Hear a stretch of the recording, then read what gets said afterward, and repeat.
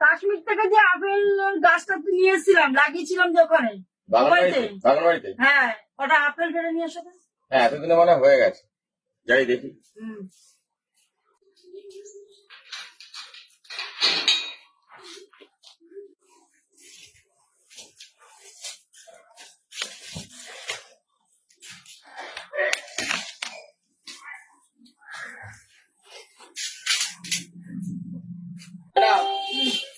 তোমার আপেল? এটা পেয়ারা। হ্যাঁ, পেয়ারাই তো হবে। তোমার আপেল গাছে পেয়ারাই হয়েছে। আমি ওরকম ভেবেছিলাম যখন সম্বন্ধ দেখতে গেছিলাম, পরে দেখলাম বাবার তো বিউটি পার্লার, ভেবেছিলাম শ্রীদেবী, নিয়ে আসার পরে দেখলাম পেতনি।